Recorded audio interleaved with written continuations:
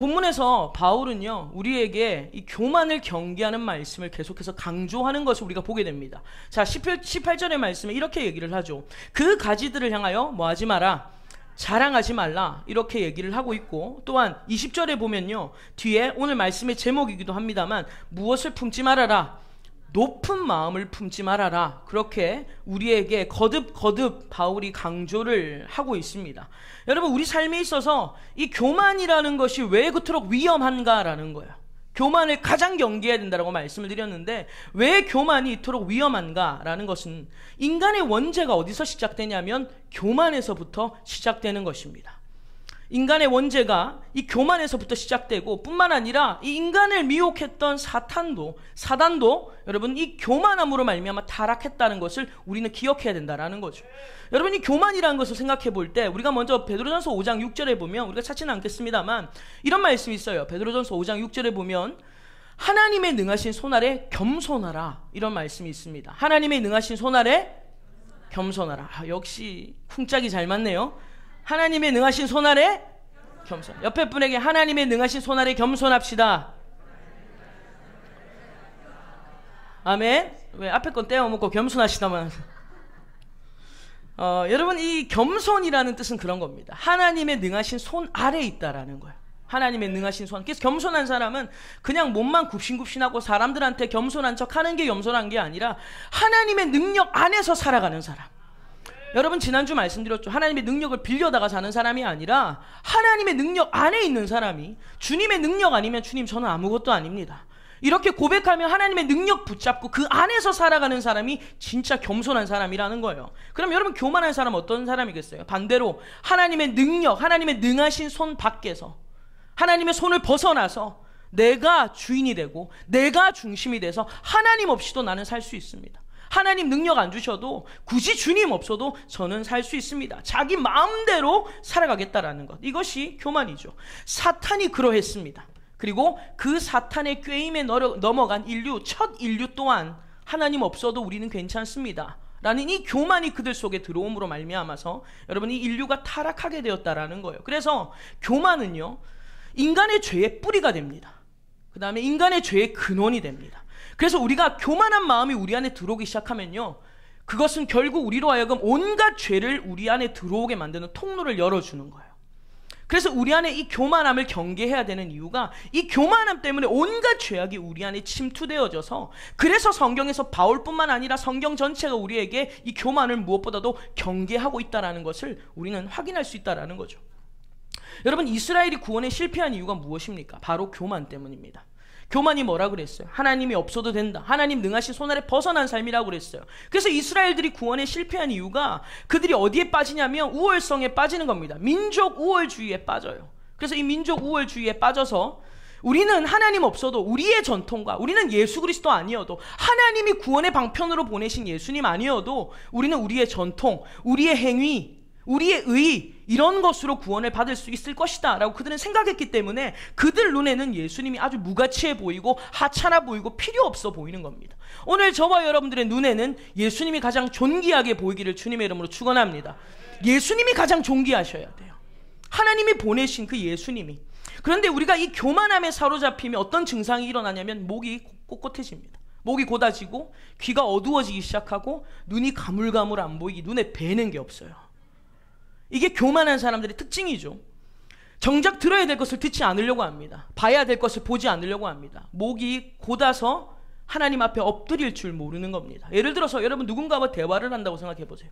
누구와 대화를 하는데 내가 평소에 저 사람을 굉장히 좀 얕잡아 봤고, 내가 그래도 저 사람보단 좀 낫다 라고 생각했던 사람이 있는데, 그 사람이 나에게 어떤 얘기를 해요. 말을 걸어요. 여러분, 그런 사람들에게 굉장히 귀를 쫑긋 세우면서 얘기를 듣습니까? 그렇지 않죠. 평소에 내가 좀 무시했던 사람, 내가 좀 시시하게 여겼던 사람이 나에게 말을 걸면 우리는 그 사람의 말을 별로 귀 기울여 듣지 않습니다. 그리고 오히려 그 사람의 말에 트집을 잡거나 아니면 비판하려는 자세를 가지기 쉽다라는 거예요. 왜 그래요? 나 스스로가 우월하다는 거예요. 내가 저 사람보다 낫다라는 생각을 하는 것입니다. 여러분, 이처럼 이스라엘은요, 스스로를 자랑했습니다. 자기들의 의와 행위를 자랑했고 전통을 자랑했고 높은 마음을 품은 교만 때문에 구원에 실패하게 되었다라는 거예요. 그런데 여러분, 지난 시간까지 말씀드린 게 뭐예요? 이스라엘이 이 구원에 실패했다고 해서 여러분, 하나님께서 이방인들을 구원하신 것, 이스라엘이 실패했기 때문에 하나님이 이방인을 구원하신 것은 아니다라고 말씀을 드렸습니다. 왜냐하면 하나님은 처음부터 모든 민족을 구원하실 계획을 갖고 계셨어요. 그냥 이스라엘이 자빠졌기 때문에 이방인이 어부지리격으로 구원을 얻는 게 아니라고 했습니다. 다만 이스라엘이 실패함을 통해서 우리가 한 가지 확인하는 게 있어요. 그게 뭐냐면 베드로전서 5장 5절에 이런 말씀이 있습니다. 하나님은 교만한 자를 대적하시되 겸손한 자에게 은혜를 주시느니라. 이스라엘이 교만함으로 구원에 실패함으로 이방인들이 구원을 얻은 것은요, 결국 이 베드로전서 5장 5절이 하나님은 교만한 자를 대적하시되 겸손한 자에게 은혜를 주시는도다. 여러분, 이 말씀이 확인되어졌다라는 것입니다. 여러분, 하나님의 계획은 저와 여러분들 각자 개인의 성공과 실패에 달려있지 않습니다. 여러분이 성공하면 하나님의 뜻도 성공하고 여러분이 실패하면 하나님의 뜻이 실패하는가? 그렇지 않다는 거예요. 우리의 개인, 죄송하지만 우리 개인의 성공과 실패는요, 하나님의 뜻을 이루어드리는 데는 아무 상관이 없어요. 아무 영향이 없어요. 영향을 받지 않으십니다. 여러분, 이스라엘이 구원에 실패했다고 해서 하나님의 구원의 계획이 실패했어요? 그렇지 않죠. 어떻게 알 수 있습니까? 지금까지, 오늘까지 우리가 하나님의 구원의 역사 속에 있다라는 거예요. 그래서 여러분, 우리의 개인의 성공과 실패는 하나님의 계획에는 전혀 차질이 없다. 그래서 저와 여러분들은요, 여러분의 개인의 성공을 너무 의시되지 마십시오. 사람들한테 너무 자랑하려고 하지 마시고, 반면에 여러분들이 때로는 실패할 때도 너무 쉽게 낙심하지 말라는 거예요. 여러분, 그렇다면 우리에게 한 가지 의문이 생깁니다. 우리가 성공해도 실패해도 하나님의 계획인 차질이 없구나. 그러면 내 마음대로 살아도 상관없겠다. 내가 어차피 성공해도 하나님의 계획인 차질이 없고 내가 실패해도 하나님의 계획에 차질이 없으니까 나 그냥 막 살아도 괜찮겠네. 이런 의문이 우리 가운데 생긴다라는 거예요. 그러나 여러분, 하나님은 우리에게 너희가 성공하고 실패해서 내 계획에 영향을 받지 않는다고 해서 너희가 아무렇게나 살아도 되느냐? 그렇진 않다라는 거예요. 그렇진 않아요. 여러분, 이스라엘은요, 비록 교만함 때문에 구원에 실패했어요. 그런데 하나님은 분명히 그들에게 책임을 물으셨다라는 거예요. 여러분, 다니엘서를 찾아보세요. 다니엘서 9장입니다. 다니엘서 9장, 우리가 9장 1248페이지 구약 성경, 다니엘서 9장은요, 이 다니엘이 이스라엘 민족을 대신해서 하나님 앞에 회개하는 기도가 9장 전체에 이렇게 기록이 되어 있습니다. 그런데 우리가 그 기도 중에서 4절에서 7절을 발췌해서 보겠습니다.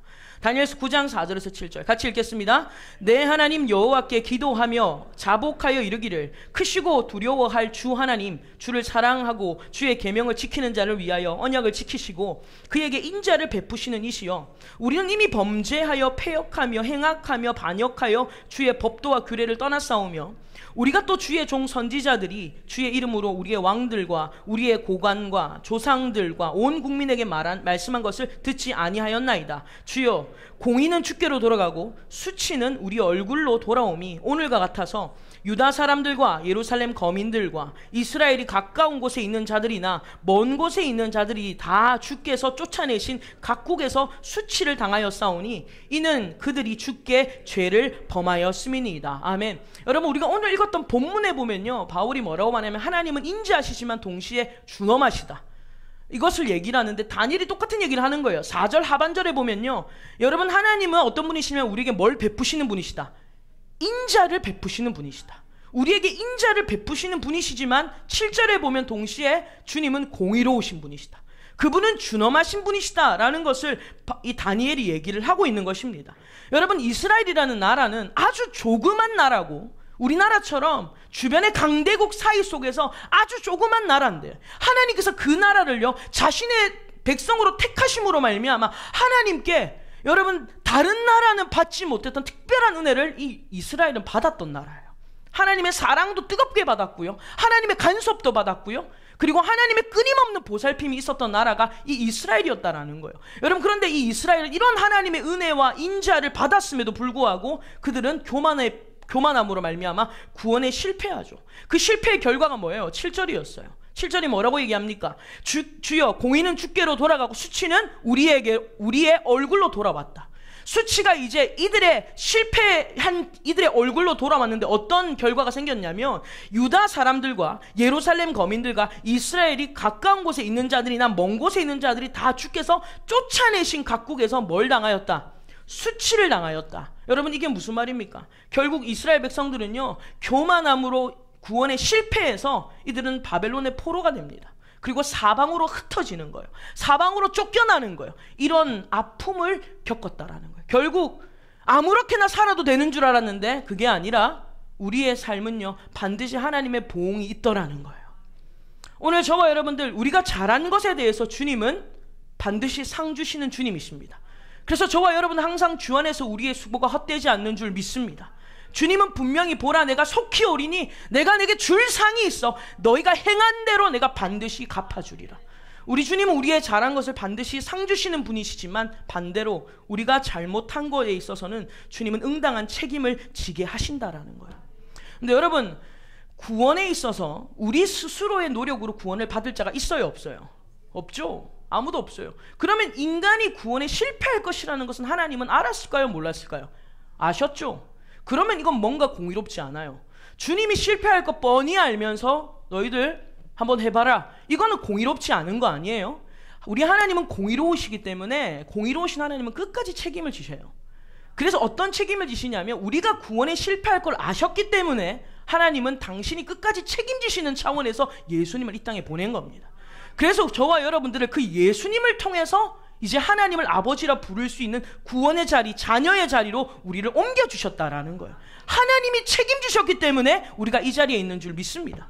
여러분 그러면 이 하나님이 책임지셔서 우리가 이 자리에 있다면 우리는 더 한 단계 나아가서 생각해야 될 것이 뭐냐면 하나님의 자녀가 된 이상 하나님은 우리의 아버지이시기 때문에 하나님은 끝까지 책임진다고 했잖아요. 그러니까 우리를 향한 하나님께서는 그 사랑을 포기하지 않습니다. 그리고 그 사랑을 절대 주님은 실패하지 않으신다라는 거예요. 그래서 여러분 신앙생활이 사실 쉬워요 어려워요? 어렵죠. 신앙생활이 힘들고 어려운 이유는 다른 게 아닙니다. 신앙생활이 어렵고 힘든 이유는 그냥 인생이 고달파서 그냥 나를 방해하는 공격군들이 많아서라기보다 여러분 사실 신앙생활이 힘든 이유는요 하나님이 우리를 포기하지 않기 때문이에요. 그래서 여러분 신앙생활이 힘들 때마다 왜 내 인생은 이런가? 왜 내 삶은 왜 이렇게 어려운가? 라고 자꾸 부정적으로 가지 마시고 주님이 날 포기하지 않으시는구나. 주님이 날 포기하지 않으시는구나. 여러분 이 은혜가 밀려오기를 주님의 이름으로 축원합니다. 여러분 하나님이 우리의 아버지가 되신 이상은요 우리를 끊임없이 간섭하십니다. 그리고 우리를 그냥 내버려 두시지 않는다라는 거예요. 여러분 사실 제자 훈련도 그래요. 우리 훈련 받기 전에 내 마음대로 살고 그냥 내 고집대로 살고 그냥 내 생각대로 내 시간 맞는 대로 신앙생활하고 살았는데 여러분 이 훈련생이 되면서부터 사실 고달프셨죠. 내가 이분들한테만 물어볼게요. 고달프셨죠. 이전에 자유분방하게 살았던 삶들 한 분만 대답하셨는데 저분만 쓰레기예요? 다 쓰레기면서 왜 그렇게 나는 아닌 척하고 예쁘게 화장하고 앉아가지고 있어요? 여러분 우리가 훈련 받기 전에는 진짜 내 마음대로 그냥 신앙생활 하는 게 편했어요. 그런데 사실 훈련 받으면서 되게 고달픕니다. 이유가 뭐예요? 간섭하는 자가 생겨서 그래요. 자꾸 간섭하잖아요. 숙제했냐? 언제까지 할 거냐? 막 지금 간섭을 제가 계속 끝까지 저는 막 할 거냐 안 할 거냐 물고 늘어집니다. 여러분 예전에는 뭐 교회를 빠지든 말든 집에서 성경을 읽든 말든 기도를 하든 말든 누가 간섭하는 사람도 없고 그냥 별 생각 없이 살아요. 근데 훈련생이 되면서부터 누군가가 계속 간섭이 들어와요. 잔소리가 들어옵니다. 그러니까 내 마음이 괴로운 거예요. 그래서 우리 훈련생들은 아마 저를 되게 반가울 때도 있지만 안 반가울 때도 있었을 거예요.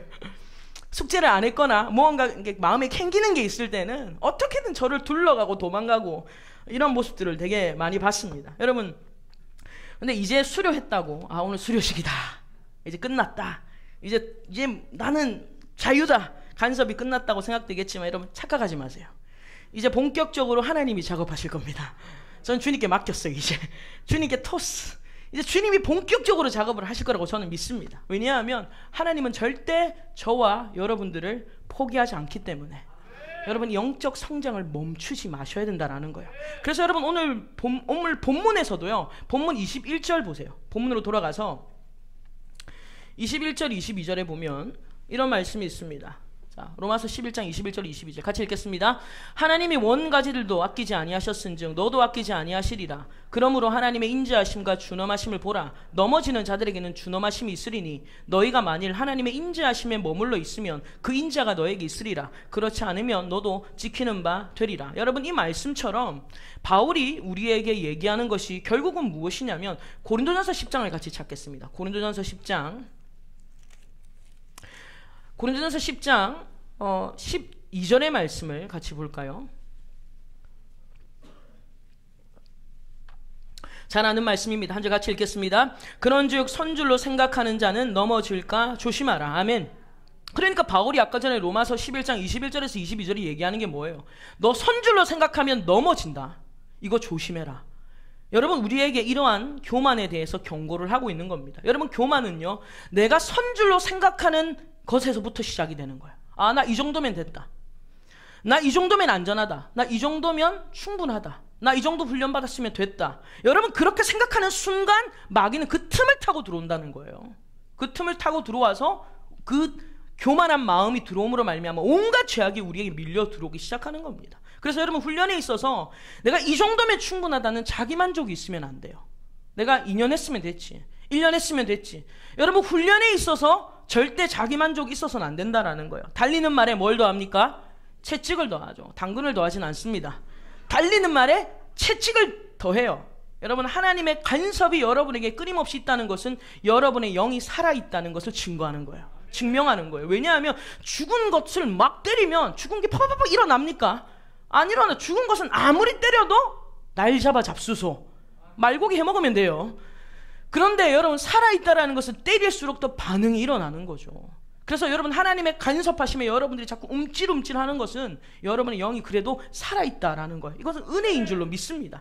그래서 빌립보서 2장을 찾겠습니다. 빌립보서 2장 12절의 말씀 한 절 봅니다. 신약성경 320페이지 빌립보서 2장 12절 같이 읽겠습니다. 그러므로 나의 사랑하는 자들아 너희가 나 있을 때뿐 아니라 더욱 지금 나 없을 때에도 항상 복종하여 두렵고 떨림으로 너희 구원을 이루라. 아멘. 그래서 바울이 우리에게 얘기하는 게 뭡니까? 항상 복종하여 두렵고 떨림으로 너희 구원을 뭐 해라? 이루어야 된다. 여러분 구원을 이룬다라는 것이 영어 성경으로 보면 재밌어요. Continue to work out your salvation이라고 되어 있는데 continue 계속하는 거예요. To work out 이게 뭐냐면 workout은요 몸을 단련하다 이런 뜻입니다. 우리가 구원을 이루어가는 것은 다른 것이 아니라 마치 운동선수들이 자기의 몸을 만들어가고 자기의 몸을 단련해 가듯이 우리 또한 영적 성장을 위해서 우리가 연단받아야 된다는 거예요. 연단되어져 가야 되고 영적인 맷집이 생겨야 된다는 것을 우리에게 말씀하는 겁니다. 그런데 연단을 받기 위해서 중요한 자세가 뭐냐면 항상 두렵고 떨림, 항상 복종하고 두렵고 떨리는 마음이 있어야 된다는 거예요. 이 말은 공포의 마음을 가지라는 게 아닙니다. 이게 어떤 의미냐면 여러분 훌륭한 선수가 되려면 거기에 비견할 만한 훌륭한 코치가 있죠. 여러분 우리나라 대표 축구 선수 손흥민, 요즘에 손흥민이 굉장히 핫하잖아요. 여러분 이 손흥민이 지금의 손흥민이 되기까지 그 그림자, 그의 이면에 수면에 누가 있었냐면 그의 아버지가 있었어요. 아버지가 인생을 걸어서 그 아들을 훈련시킵니다. 결국 손흥민 선수를 만들어내는 것을 보게 되는 거죠. 여러분 훌륭한 선수가 되려면 코치에게 복종해야 돼요. 그리고 항상 코치를 두려워할 줄 알아야 됩니다. 만약에 운동선수가 코치를 두려워하지도 않고 코치를 만만하게 봐요. 아니면 코치가 하는 말에 대해서 그냥 정말 그냥 듣지도 않습니다. 그냥 뭐 니는 찌부려라. 나는 내 갈 길 가겠다. 나는 마이웨이 하겠다. 여러분 이런 선수는요 훌륭한 선수 될 수 없죠. 좋은 선수 될 수 없습니다. 제가 제자 훈련을 하면서 느끼는 게 뭐냐면 사실 저도 많이 부족하긴 하지만 그래도 제가 이렇게 안내하고 제가 제시하는 것들에 이렇게 순순히 이렇게 순종하시는 분들을 보면요 하나님께서 은혜를 많이 부어주시더라고요. 막 잔머리 굴리고 막 어떻게든 막 메꿔보려고 막 하는 이런 나태함이 아니라 여러분 이러한 그냥 꼼수를 부리고 자기 머리를 굴리는 사람보다 뭐 우리 훈련생들이 그랬다는 게 아니라 그런 사람들보다 순수하게 하나님 앞에 어떤 분들은 우리가 진짜 초등학생처럼 숙제를 한다고 표현을 할 정도로 그렇게 순수하게 따라오는 자들에게 하나님의 역사가 일어나는 것을 많이 봤어요. 하나님께서 그 삶을, 그 가정을 주님께서 만져가시는 것을 경험했다라는 것입니다. 여러분, 또한 훈련이라는 것은요, 원래 강도가 점점 더 세지는 게 정상입니다. 근데 우리는 훈련을 하면서 사실 되게 힘들어지잖아요. 강도가 세지니까. 그러다 보니까 우리는 훈련이 왜 이렇게 힘들어? 훈련이 왜 이렇게 힘들어? 이런 얘기를 하면서 굉장히 불평을 많이 해요. 근데 여러분, 훈련이 힘들어지는 건 이상한 일이 아니에요. 왜냐면 훈련이라는 것은 원래 강도가 점차적으로 더 세워져 가는 겁니다. 여러분, 우리가 원래는 마귀밥으로 살았잖아요. 마귀밥으로 살 때는요, 마귀가 건들지도 않아요. 왜? 이미 내 밥이니까. 그러니까 마귀밥으로 살 때 내가 왠지 편안하게 느껴져요. 그런데 여러분, 그것은 편안한 게 아니라 아주 위험한 상태입니다. 근데 훈련을 받기 시작하면서부터 이상해요. 평소에 얌전했던, 평소에 별 문제 없었던 것들에 대해서 막 문제가 터지기 시작하는 거예요. 그러니까 사람들이 어떤 생각을 하냐면, 이거 뭔가 잘못됐다. 뭔가 잘못됐다. 이런 생각을 하는 거예요. 근데 여러분, 정신을 바짝 차리셔야 됩니다. 한번 생각해 보세요. 저희 부모님이 배구를 되게 좋아하세요. 그래서 집에 가면 늘 부모님이 배구를 자주 보고 계세요. 그러면 이제 저도 어렸을 때부터 뭘 많이 봤겠어요? 배구를 많이 봤죠. 그럼 저도 집에 가면 뭘 볼까요? 배구를 봐요. 희한해요. 그래서 집에 가서 저도 배구를 보다가 배구의 재미에 푹 빠진 겁니다. 그래서 제가 배구를 되게 좋아하는데, 좋아하는 선수가 있는데 아마 여러분 아실 거예요. 김연경 선수 아시죠? 이 여자 배구 선수 김연경 선수가 터키 리그에 지금 오랜 기간 터키 리그에서 선수 활동을 하고 있는데, 대한민국 선수 최초로 가서 해외 활동을 하고 있잖아요. 그런데 한 3년 전에는 한 6년 동안 페네르바체라는 팀에서, 저는 이미 다 깨고 있습니다. 페네르바체라는 팀에서 활동을 했어요. 근데 이제 중국에서 2년 전에 중국으로 갔다가 다시 작년에 다시 터키로 가면서 다른 팀으로 이적을 했는데, 그 페네르바체 팀에서 6년 동안 활동을 하다가 마지막 6년째 때 결승전까지 올라갔는데, 이 결승전에서 어떤 팀을 만났냐면 액자시바시라는 팀을 만났어요. 욕 아닙니다. 액자시바시라는 팀을 이렇게, 그러니까 페네르바체랑 액자시바시라는 팀이랑, 욕 같아요. 자, 이 두 팀이 이제 결승전을 붙었는데, 이 액자시바시라는 팀이 굉장히 잘해요. 정말 잘합니다. 그래서 이 페네르바체가 굉장히 막 처지고 있었어요. 근데 마지막에 완전히 역전을 해서 한 10점이 좀 넘게 차이 나는 점수를요, 이 김연경 선수 팀들이 역전을 해가지고 이겨버리는 거예요. 제가 그때 한 새벽 2시였나 새벽 3시였나 그것을 제가 얼마나 무릎을 꿇으면서, 얼마나 제가 그 긴장감 속에 이 2002년 월드컵보다 더 뜨겁게 얹어서 봤어요. 그거 보고 눈물이 나오더라고요. 너무 감격해가지고 역전하는 것을 봅니다. 그런데 그 김연경 선수가 이제 중국으로 갔다가 다시 작년에 터키로 갔거든요. 근데 어떤 팀으로 이적을 했냐면 그 액자시바시 팀으로 이적을 한 거예요. 그러니까 여러분 보세요. 6년 전에는 페네르바체 팀 유니폼을 입고 있다가 막 배구를 하니까 페네르바체 팀 이 터키는요, 배구가 인기가 굉장히 많아요. 그래서 팬덤이 굉장합니다. 남자 팬들이 특히. 그래서 막 페네르바체 팀 옷 입고 있을 때는 페네르바체 팀 그 팬클럽들이 얼마나 막 와 킴 하면서 정말 막 환호성을 보여줬지 않겠어요? 응원을 해주고. 그런데 3년 뒤에 짜잔 나타났는데 액자시바시 옷을 입고 인 거예요. 그러니까 여러분, 페네르바체 팀 선수들이 얼마나, 그 팬클럽들이 얼마나 실망이 되고, 그 다음에 김연경이 나올 때마다 응원을 해줄까요? 아니죠. 왜 막 야유를 하고 막 욕을 하고 뭐 그러지 않겠어요? 여러분, 이거예요. 우리가 옛사람의 옷을 유니폼을 입고 살 때는 마귀가 자기 밥이니까 건들지도 않아요. 잘한다. 얼마나 우리가 죄 지을 때마다 잘한다고 박수 쳐주고 또 유혹하고 합리화시키고 그렇게 살다가 이제 그 옷 벗어버리고 이제는 새 옷이라는 액자시바시 옷 말고 우리는 새 옷이라는 그리스도 안에서 새로운 옷을 입고 나타나니까 이 마귀가 가만두지 않는 겁니다. 그러니 가만히 있는 괜히 환경들이 막 우리를 덮치고 어렵게 하고 힘들게 하는 거예요. 그러니까 훈련받으면서 여러분 쉬웠어요? 어려웠어요? 어려운 거예요. 일어나지 않을 일들이 막 일어나고 일이 꼬이고 훈련에 못 가게 만들고 막 감정을 뒤트고 가만히 있는 남편이 오늘같이 지랄을 하고 가만히 있던 아내가 막 오늘같이 막 열받게 하고 막 가만히 있는 것들이 갑자기 난리를 피우는 거예요. 왜 그래요 여러분? 그 사람이 마귀가 아니라 바로 마귀가 우리를 너무 잘 안다는 거예요. 네가 여기에 약하구나, 네가 여기에 약하구나 라는 걸 너무, 우리의 약점을 너무 잘 안다라는 거예요. 그러니 우리가 이제 그리스도의 새 옷을 갈아입고 나오니까 이 마귀가 가만두지 않고 우리를 향하여 야유를 하는 겁니다. 근데 여러분, 그래서 그런 문제들을 만나면 우리는 어떻게 생각하냐면 쉽게 이렇게 생각해요. 이거 진짜 감당 못하겠다. 내가 진짜 저 지랄하는 것 때문에 내가 진짜 감당이 안 된다. 우리는 그렇게 감당이 안 된다 하면서 우리는 자꾸 도망을 가려고 하는 거예요. 목사님, 저 더 이상 못하겠습니다. 더 이상 못하겠어요. 여기요 계시는 분들 얘기 한번 해볼까요? 좀 못하겠다고 한 분들이 한두 분이 아니에요. 여기 저 목사님, 저 이제는 진짜 못하 나 진짜 못하겠다. 한두 분이 아니에요, 여러분. 한두 분이 아니에요. 막 도망을 가려고 막 올 때마다 징징징징징 되시는 분도 있고 막 여러분 막 도망가겠다고 막 하는 거예요. 여러분, 근데 그때 주님이 이렇게 말씀하십니다. 고린도전서 10장을 찾아보세요.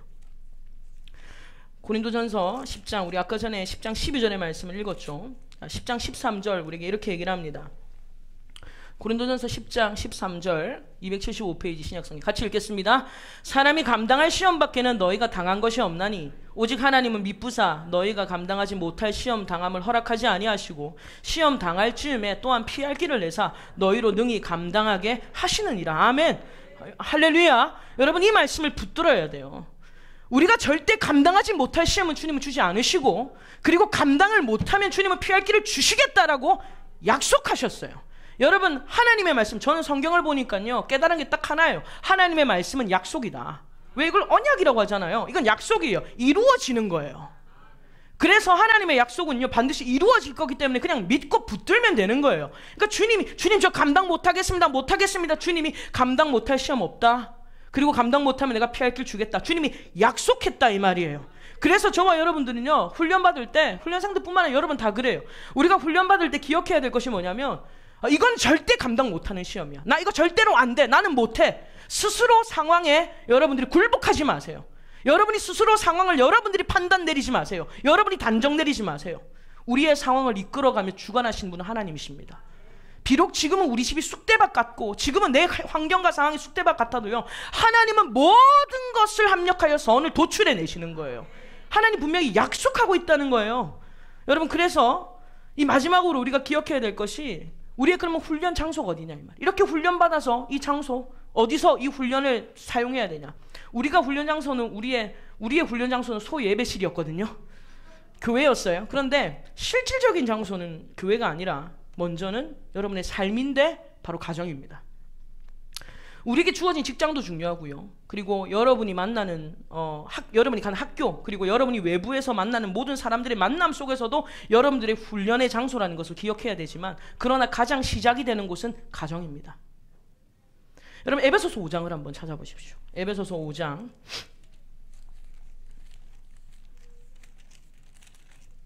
에베소서 5장의 말씀. 자, 우리가 30절에서 31절 읽겠습니다. 에베소서 5장 30절에서 31절 315페이지 신약성경 같이 읽겠습니다. 그러므로 사람이 부모를 떠나, 제가 몇 절이라고 그랬어요? 31절에서 33절 같이 읽겠습니다. 그러므로 사람이 부모를 떠나 그의 아내와 합하여 그 둘이 한 육체가 될지니 이 비밀이 크도다. 나는 그리스도와 교회에 대하여 말하노라. 그러나 너희도 각각 자기 아내 사랑하기를 자신같이 하고 아내도 자기 남편을 존경하라. 여러분, 바울은요 5장 22절부터 쭉 보면 우리에게 뭐라고 말하냐면, 그리스도와 성도들의 관계를 뭘로 표현하고 있냐면 남편과 아내로 표현을 하고 있는 거예요. 그러니까 이게 무슨 말이냐면, 남편이 아내를 어떻게 대하라고 성경에 나오냐면, 아내를 사랑하고 그리고 가정을 잘 지켜야 된다. 왜 이렇게 얘기하냐면, 그게 바로 교회를 사랑하는 것이고 교회를 지키는 것이다. 그리고 아내들에게도 마찬가지예요. 아내들에게도 너희는 남편에게 복종하고 또 남편에게 잘 순종해라, 이렇게 얘기를 하는 것은, 이거는 너희가 바로 교회가 그리스도께 복종하는 것과 연결이 된다는 거예요. 내 남편에게, 내 아내에게 순종하고 사랑하지 못하고 가정을 지켜내지 못하는 것은 결국 교회를 허는 것이고 교회에 향하여 스크래치를 내는 것이다 라고 지금 바울은 이 두 가지를 결부시켜 우리에게 말을 하고 있는 거예요. 근데 여러분, 사실 성경에서는 남편들은 아내들을 사랑해라, 네 몸과 같이 사랑해라, 그리고 아내들에게 남편을 주와 같이 여기고 거기 순종해라. 근데 여러분, 솔직히 살아가다 보면 남편과 아내가 서로 늘 이렇게 됩니까? 남편분들, 아내를 항상 사랑이 돼요? 아니죠. 아내분들 남편께 늘 복종이 돼요? 안 되잖아요, 그쵸? 안 돼요, 안 돼요. 옛날에 그 프로그램 그거 있었잖아요. 그 할머니들 할아버지들 나와서 맞추는 프로그램 있었잖아요. 그 정답이 인코 부부인가? 그랬는데 남편이 그 할아버지가 할머니한테 우리 사이 그랬더니 왼수 아니 네 글자 평생 왼수 그랬다고.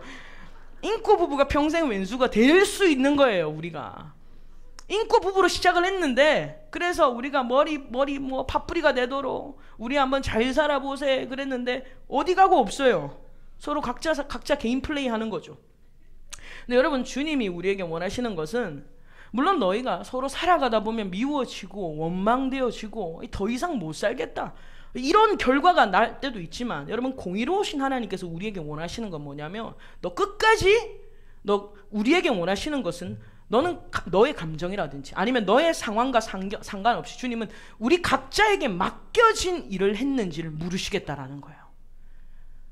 네가 남편에게 이렇게 했는데 남편이 변화됐든 안 됐든, 네가 아내에게 이렇게 했는데 아내에게 변화됐든 안 됐든, 너희가 자녀에게 이렇게 했고 자녀가 부모에게 이렇게 했는데 우리의 노력과 우리의 수고와 상관없이 주님은 너희가 그 일을 끝까지 했느냐 안 했느냐, 주님은 그걸 물으시겠다라는 거예요. 여러분, 에스겔서 3장을 찾아보세요. 우리 마지막으로 찾아보겠습니다. 에스겔 3장입니다. 에스겔서 3장의 말씀을 찾아보면 17절에서 21절을 보겠습니다. 에스겔 3장 17절에서 21절. 자, 1154페이지 구약성경 같이 읽겠습니다. 인자야, 내가 너를 이스라엘 족속의 파수꾼으로 세웠으니 너는 내 입의 말을 듣고 나를 대신하여 그들을 깨우치라.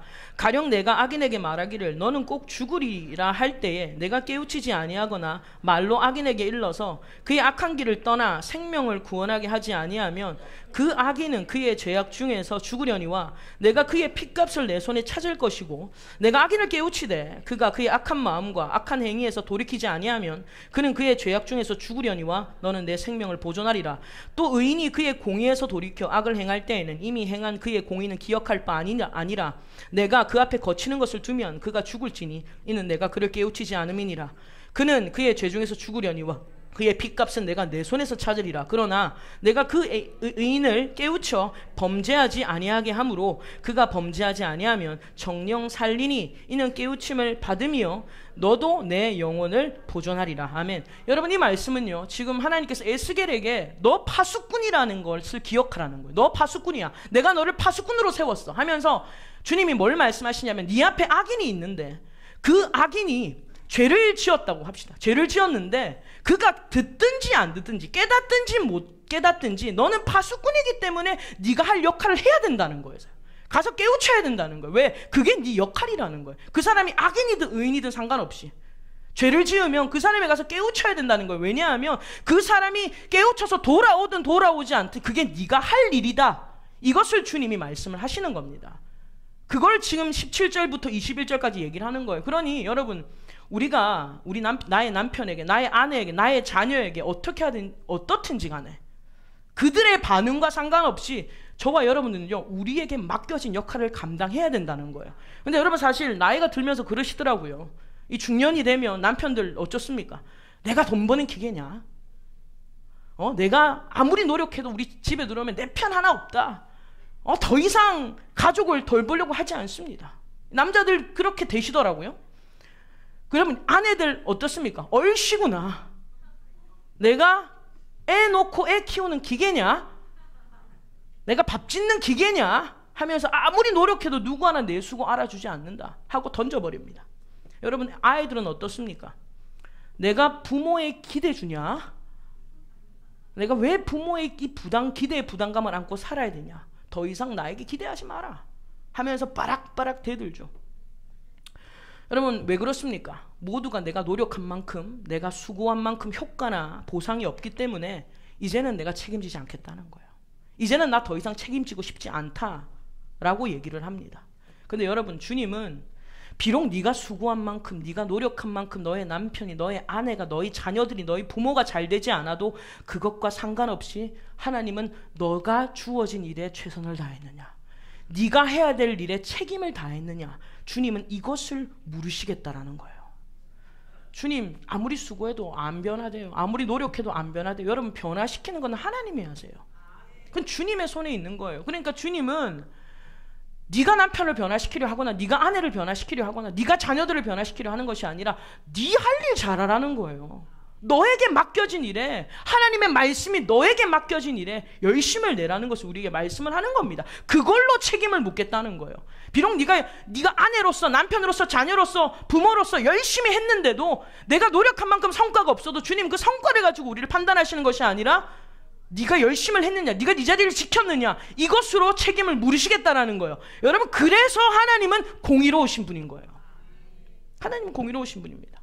여러분, 제가 가끔 서울을 올라갈 기회가 있는데 이 서울에서 부산으로 내려오는 경부고속도로를 딱 타자마자 앞에 딱 경부고속도로를 딱 타면요, 오른쪽에 현수막이 하나 걸려 있더라고요. 제가 서울을 운전을 할 때 오며 가면서 그 현수막을 자주 봤는데 그 현수막의 내용이 뭐였냐면 실종된 자녀를 찾는다는 내용이었어요. 근데 그 현수막의 내용이 한두 달 전의 얘기가 아니라 무려 20년 전의 이야기예요. 20년 전에 잃은 내 딸, 이름이 송혜인가 그래요. 잃어버린 내 딸을 찾는다는 내용이었어요. 여러분, 그 부모가 20년 전에 당시 고3이었던 이 자신의 딸이 공부하고 올게요 그리고 나갔는데 늦은 귀갓길에 버스를 내리면서 목격된 것이 마지막이었고 더 이상 만날 수 없게 된 거예요. 실종이 된 겁니다. 그래서 그 딸의 행적을 찾기 위해서 부모는요, 지금 20년이 넘는 시간 동안 애타게 찾고 있더라는 거예요. 그래서 제가 그 관련 기사를 막 찾아봤어요. 그런데 그 사이에 지금 20년이 지나면서 어머니는 돌아가셨더라고요. 어머니는 세상을 떠났고 아버지는 아직까지 새서 전단지를 뿌린다는 거예요. 아직까지. 그리고 현수막을 늘 걸고 있다는 거예요. 여러분, 이 아버지가 결국 아이를 찾을지 못 찾을지는 우리는 아무도 모릅니다. 어쩌면 여러분 20년이라는 이 야속한 세월이 우리에게 어떤 느낌을 던져줘요? 찾을 수 있을까? 좀 부정적인 느낌을 우리에게 주게 하지만, 그러나 한 가지 분명한 사실은 제가 그 현수막을 보면서 느꼈던 것은 이 아버지는 자신이 아버지로서 해야 할 일을 끝까지 감당하고 있더라는 거예요. 비록 아이를 잃어버렸지만 내가 그 아이를 찾기 위하여 끝까지 자기에게 맡겨진 일을 감당하고 있다는 거예요. 사실 저는 제자훈련을 하면서 사람들이 뭐 제자훈련 한다고 뭐 그렇게 달라집니까? 제자훈련 하니까 뭐 해도 뭐 그렇게 별로 큰 변화는 없던데 뭐 이런 얘기들을 저에게 할 때, 제가 그런 말을 들을 때 사실 때로는 힘이 빠질 때가 있어요. 근데 그렇다고 해서 제가 훈련을 절대 포기할 생각은 없습니다. 왜냐하면 변화가 되든 변화가 되지 않든 저에게 주어진 일에 책임을 다하는 것이 하나님이 저에게 맡겨주신 일이에요. 그러니까 여러분들도 각자 주어진 삶의 자리에서, 가정에서, 교회에서, 어디서든지 여러분들의 수고와 열심히 성과를 보지 못했다고 해서, 누군가가 변화되지 않는다고 해서, 내가 이토록 고생하는데 알아주지 않는다고 해서 거기에 너무 목매지 마시고, 하나님은 그 결과보다 네가 네 자리를 지켰느냐, 네가 아내로서, 네가 남편으로서, 네가 부모로서, 네가 자녀로서 네가 해야 될 일을 하였느냐, 주님은 그걸 우리에게 물으신다라는 것을 우리는 기억해야 될 줄로 믿습니다. 오늘 말씀을 정리하면서, 여러분, 우리는 실종된 자녀를 포기하지 않고 찾는 그 아버지처럼 우리를 끝까지 책임져 주시는 하나님의 사랑을 받았습니다. 그래서 좀 괴로울 수도 있어요. 왜? 계속 간섭하시니까. 그러나 여러분, 그 사랑을 받은 저와 여러분들은요, 우리에게 맡겨진 일에 끝까지 책임을 지는 자로 살아야 된다라는 것입니다. 여러분, 제가 수료생들에게 부탁하고 싶은 것은 이제 날 봐요. 이제 여러분, 우리가 수료생들은 이제 수료했다, 이제 훈련이 끝났다, 우리가 이렇게 생각을 해서 이 정도면 나 스스로 참 고생했다. 물론 고생 정말 많이 했어요. 고생 너무 많이 했는데 어떤 분이 그러시더라. 목사님, 제 평생에 읽어보지 못한 책을 1년 동안 다 읽었다는 거예요. 사실 그래요. 여러분, 책을 거의 한 30권 넘게 읽습니다. 지금 겁을 들이는 거예요. 예, 겁을 들이는 건 맞습니다. 사실은 얘기해야 되니까 30권 넘게 책을 읽었어요. 굉장히 고생을 많이 하셨습니다. 근데 그렇다고 해서 여러분, 오늘 이 시점을 계기로 스스로 선줄로 생각하지 마시라는 거예요. 내가 이 정도면 됐다, 내가 이 정도면 수고했다, 여러분, 이것으로 여러분의 생각을 마감하지 마시고, 이제는 여러분들이 하나님 앞에 단독자로 세워져야 돼요. 누군가의 도움과 누군가의 어떤 기댐으로 이제는 일어서는 것이 아니라 하나님 앞에 단독자로 서서 진정한 예수님의 제자로 거듭나기를 주님의 이름으로 소원합니다. 그리고 오늘 저와 여러분들 여러분, 하나님은 겸손한 자에게 은혜를 주십니다.